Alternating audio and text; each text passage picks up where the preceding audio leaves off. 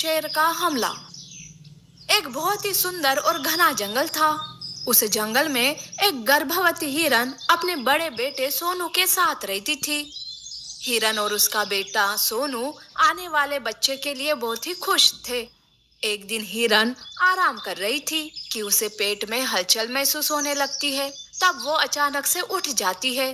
तब उसका बेटा सोनू कहता है, अरे माँ, क्या हुआ आपको? क्यों ऐसे उठ गई? आपको अच्छा नहीं लग रहा है क्या? नहीं बेटा, मैं ठीक हूँ। वो क्या है कि पेट में जो बच्चा है ना, उसे भूख लग रही है। मैं उसे खाना खिला कर आती हूँ। तो माँ, मैं भी आता हूँ तुम्हारे साथ। मैं ऐसे तुम्हें अकेला नहीं छोड़ सकता। मेरा प्यारा बेटा, तुम घर में ही सुरक्षित हो बेटा। जंगल में बहुत खतरा है।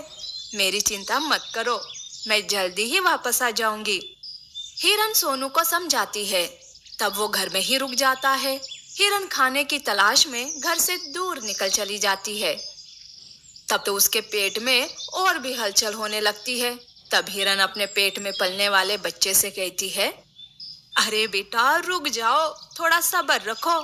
मुझे पता है कि तुम्हें भूख लग रही है, इसीलिए तुम इतनी उछल कूद कर रहा है ना। अच्छे बच्चे ऐसे माँ को परेशान नहीं करते। मैं तुम्हें अब भी खाना खिलाती हूँ। हिरन पास की ही हरी भरी घास खा लेती है। कुछ रसीले फलों को भी वो चखती है। और जब पेट भर जाता है तो वो घर वापस आने लगती है। पर तभी उसके सामने एक भेड़िया आता है। भेड़िए को देखते ही हिरन का कलेजा कांप जाता है। भेड़िया हिरन को मारने ही जाता है कि तभी हिरन डरते हुए कहती है, हे भेड़िए, रुक जाओ। मैं गर्भवती हूँ और घर में मेरा बड़ा बच्चा मेरी राह देख रहा है।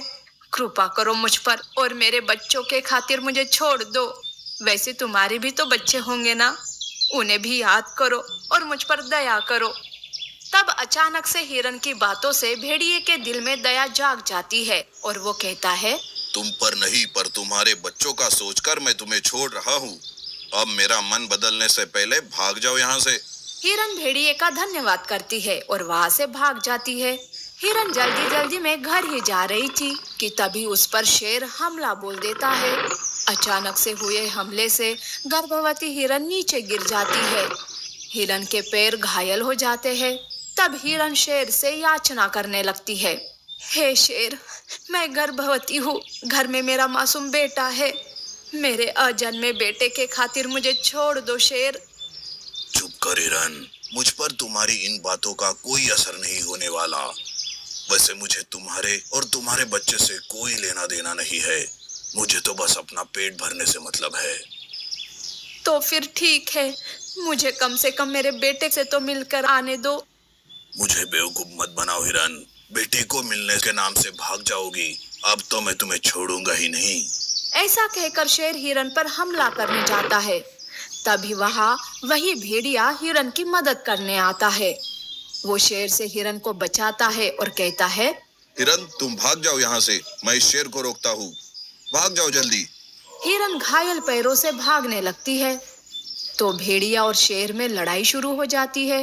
उस लड़ाई में दोनों भी बराबर एक दूसरे का सामना करते हैं और जब वो थक जाते हैं तो अपने अपने रास्ते चल पड़ते हैं। उधर घायल होने की वजह से हिरन तेजी से भाग नहीं पाती, पर जैसे तैसे घर तक पहुंच जाती है। माँ की ऐसी हालत देखकर सोनू हिरन से कहता है, माँ, ये क्या हुआ आपको? माँ, आपको ये चोट कैसे लगी? तब हिरन सारी घटना बताती है। सोनू हिरन के पैरों के जख्म पर जड़ी बूटी लगाता है, उसे पानी पिलाता है। पर उसी वक्त कमजोरी की वजह से हिरन को प्रसव पीड़ा शुरू हो जाती है और वो एक बेटी को जन्म देती है। पर इस सब में हिरन और भी कमजोर होने लगती है। वो बेहोशी की हालत में चली जाती है। तब बेटा कहता है, माँ, माँ, आंखें खोलो माँ। देखो माँ, हमारे घर में नन्ही सी परी आई है माँ। तब हिरन बेहोशी के हालत में कहती है, बेटा, मेरे आंखों के सामने अंधेरा छा रहा है बेटा। मुझे नहीं लगता कि मैं अब बच पाऊंगी। बेटा, मुझसे वादा करो कि तुम अपनी बहन का अच्छे से ख्याल रखोगे। उसे जंगली जानवरों से बचा के रखोगे। माँ, मैं वादा करता हूँ, पर तुम पहले ठीक तो हो जाओ माँ। तुम्हें भी तो हमारे साथ ही रहना है ना। हिरन आखिरी सांसें गिनते गिनते दम तोड़ देती है। सोनू उसे माँ माँ कहते रहता है, पर हिरन उठने का नाम नहीं लेती। तभी वहां जंगल के बाकी के जानवर इकट्ठा हो जाते हैं।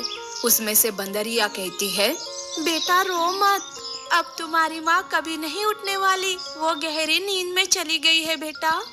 हिम्मत से काम लो और अपनी बहन की तरफ देखो। तब सोनू खुद को संभालते हुए अपनी बहन की तरफ देखता है।